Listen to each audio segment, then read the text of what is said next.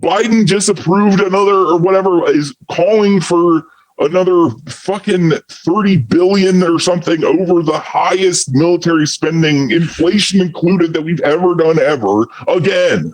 Like, it's like every year that happens. Every year it's like, well, wow, that's way more than they were even asking for, but I guess they're going to do it. And it's like, instead of cutting it at all or having universal health care or whatever the fuck, it's like, oh yeah, we'll just pile on money on their money. It's like, well, at what point is it fucking worthless?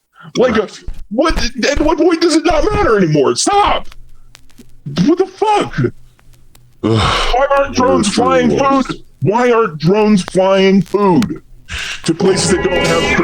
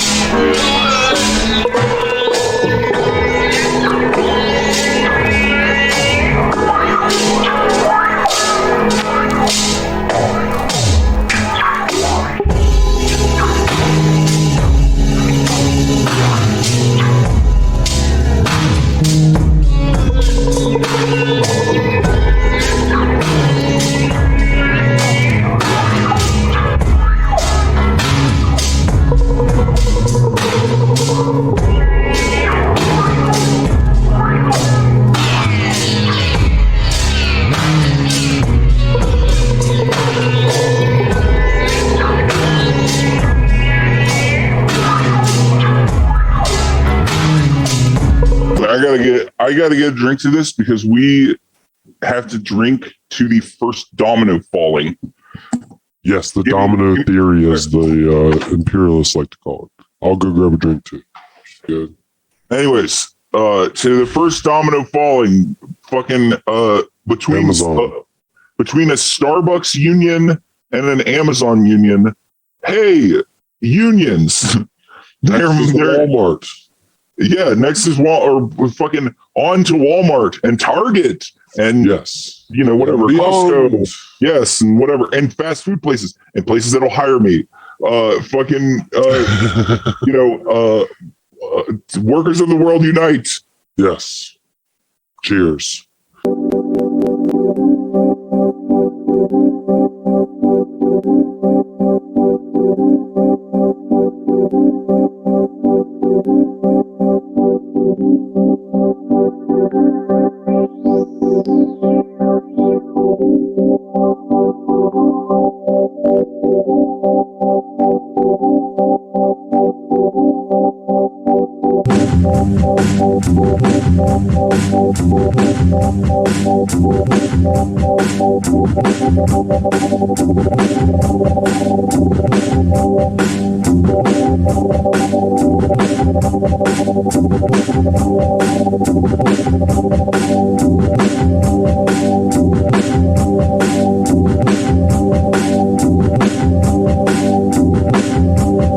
You might have seen this, actually. All right.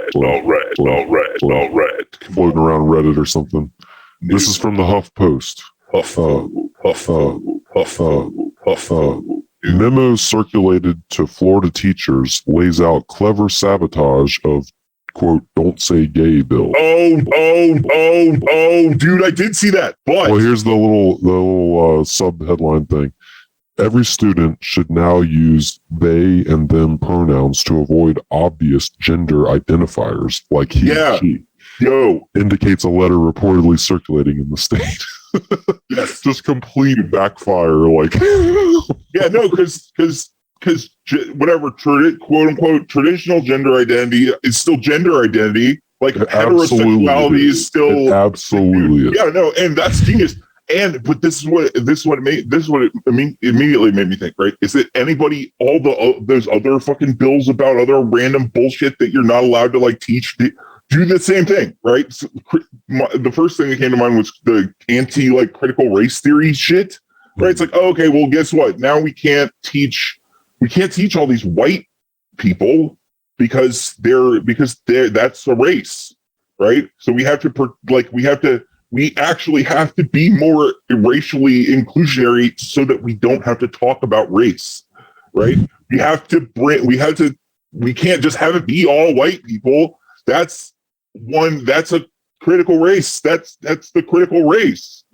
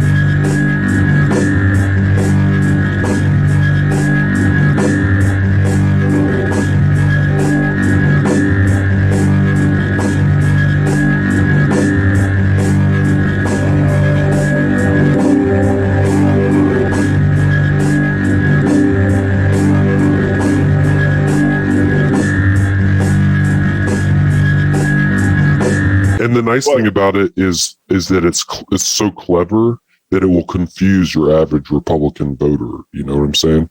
They'll be like, "Oh, what? Yeah, no, it'll be. Hang on now, what now?" Yeah, it's like a fat white lady at a supermarket getting like interviewed by somebody. Yeah, it's like it's like or in front of a school picking up her school. Yeah, their kids. You know what this? Oh, you know what this means, right? Yeah, so gender can't be mentioned at all. Like there isn't. Should be like, gender. No, that's not what it was supposed to do. Yeah, but like that's what the letter of the law is. Yeah, they use the language that says this exactly. Yeah, so like that means no more gender. That means gender doesn't exist. And I actually do have the. Whoops! I downloaded. Whoopsie daisy.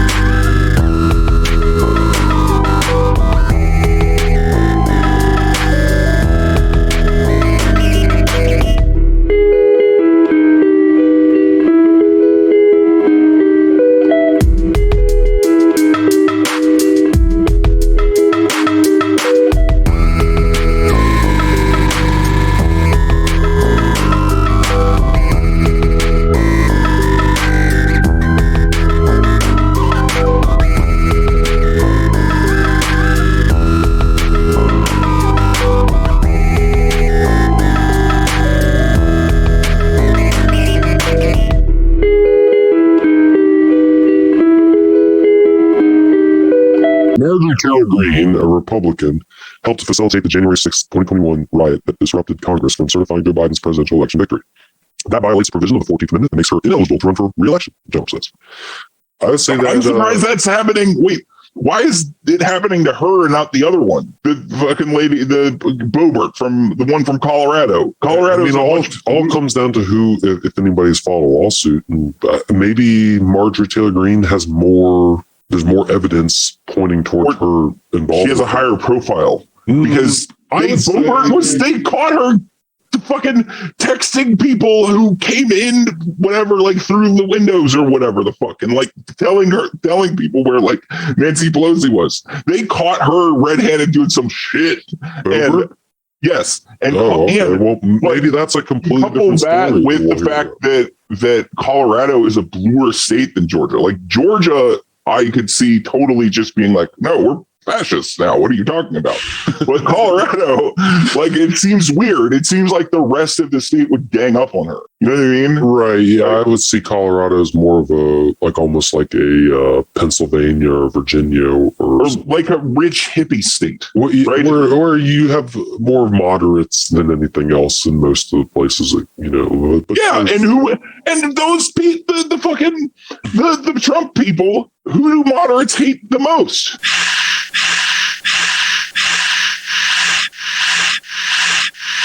I don't know, honestly. Do they hate Trump? Well, they look. This is the order, okay?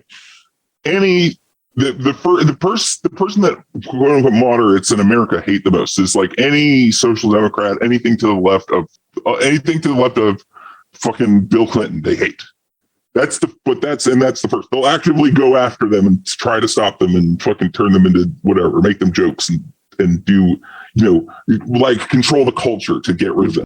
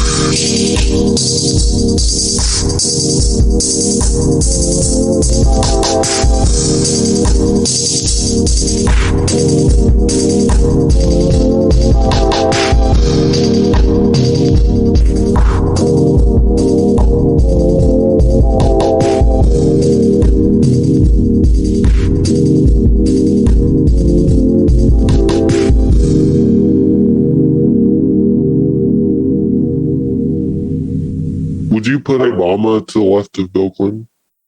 No.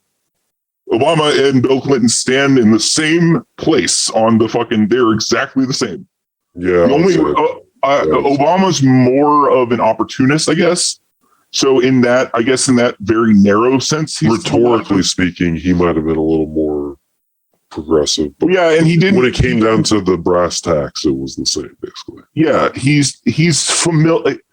It's also that he's familiar with other cultures. Like he's been in more places in the world, right? Like Bill Clinton, as you did, right? He went from fucking Arkansas to fucking England, right?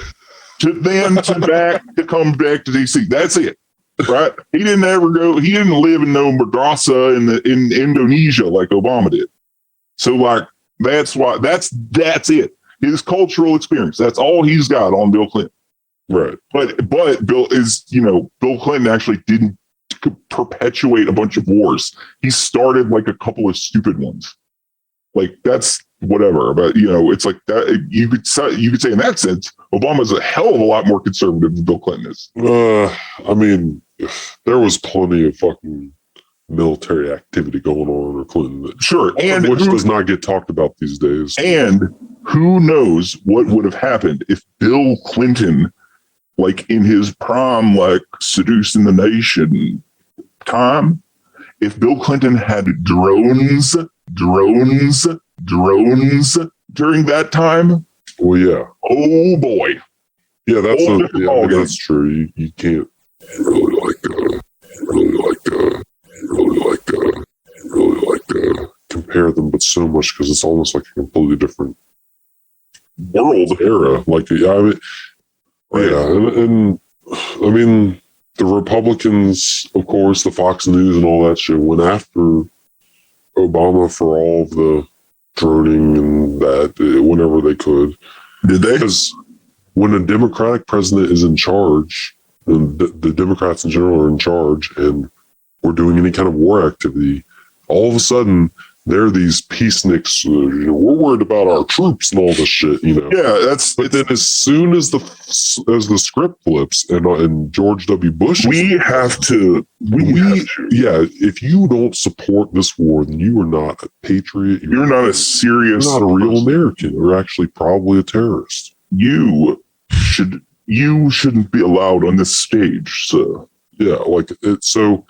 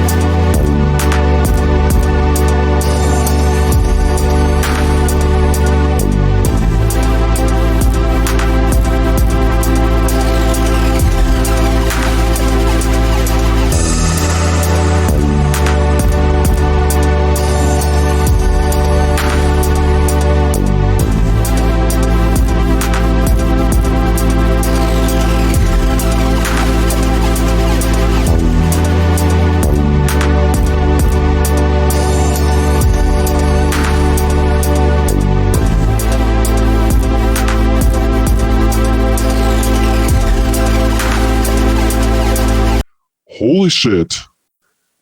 Clarence Thomas and his wife. Oh, have you yeah! heard about all of this? Because goddamn, we were talking about Clarence Thomas because he was sick last time. Yeah, but he's actually better. Now he's better, but in the meantime, his wife went on Fox News and started admitting all kinds of fucking crimes. When she admitted them on TV? Just like, yeah, I was texting Mark Meadows and saying, why can't you overturn this election and blah, blah, blah, blah. Like, wow. So now people are saying Clarence Thomas needs to be impeached. Like, we need to do a whole investigation in this shit. Yeah, because obviously your wife is part of this election fraud scam. Yo, if they pull this off, all right. If Democrats pull this off, now I am absolutely not optimistic and bullshit, right? Like, because they've been talking about, holding people accountable for January 6th since January 6th, and they keep talking about it, and they keep, whatever. They've been interviewing people. They interviewed Jared Kushner, I think this week or last week.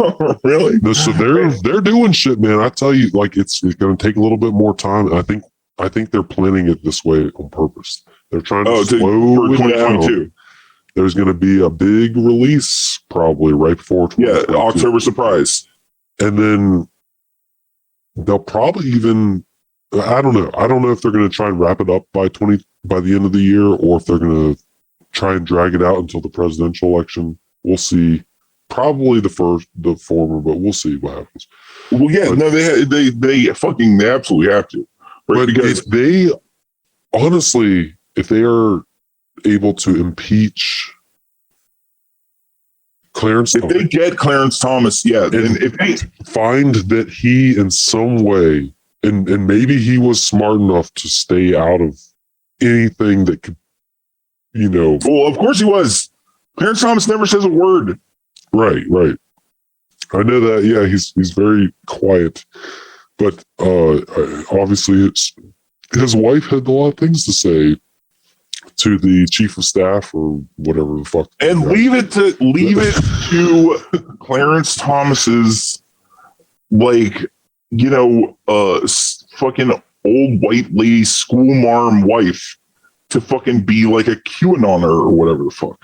Right? Of all the bored wives in the world, Clarence Thomas's wife has to be the most bored.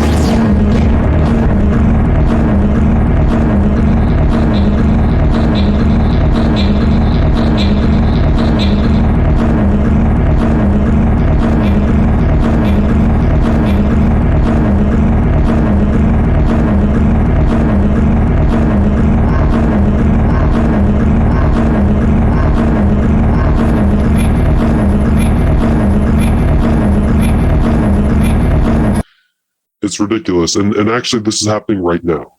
The switch, the script flip. Yeah. So I was watching the Trump rally recently. The Trump rally that happened I think it was Saturday night or it was a couple nights ago. Whatever. Was it another one of those ones that nobody showed up at? It was like a very small arena. It was only yeah, dude. He said it was like a few thousand people, maybe 5,000 people talking. Bro, but I don't know. No, I mean that's what I heard as far as whatever coverage I was watching. But anyways, the thing that he said that struck me the most, because most of it was your general Trump comedy hour from the past year or so, but the one that he said that I was like, what? Was he said, he's criticizing the Biden pullout of Afghanistan, and he said, you know what? Maybe we should send people back in and get those weapons we left behind. I was like, you're talking about re-invading Afghanistan to go collect weapons that are obviously just not going to be found so easily. Or it's been sold for parts a long time ago.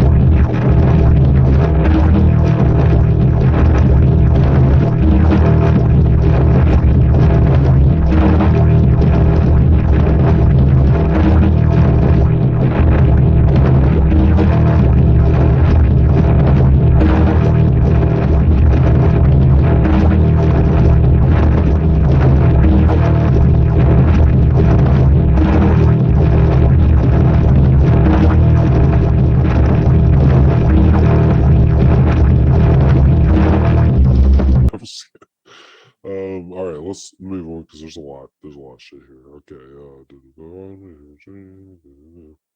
House, as in the House of Representatives, passes bill to federally decriminalize marijuana. Oh, did the Senate do it? No. Then I don't care. Never tell me another story unless it's a bill that has been signed by the president. That's from now on, all hopeful stories of the House passing something that's good. Never tell me that shit ever again. Because it's not going to pass the Senate for some reason. Henry Cuellar of Texas voted against it, the Democrat. He's what a lot of people call the most conservative Democrat in the whole Congress. Yeah, he probably owns a private prison. Those are the people that vote against fucking drug decriminalization of any kind. They're the people that own the prisons that they have. Or he's heavily funded by one. Well, what's the difference? So anyways, we'll see if the what's it called? MORE Act, marijuana, blah blah blah. We'll see if it gets to, I mean, honestly, every year that they try and push this kind of thing through, it has a better and better chance of passing. Well, sure. But if you hit your head against the wall enough times, eventually the wall might crack. That's true.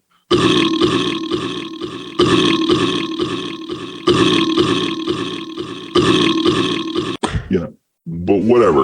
But call me when the wall cracks. Don't fucking tell me, they hit their head against the wall again.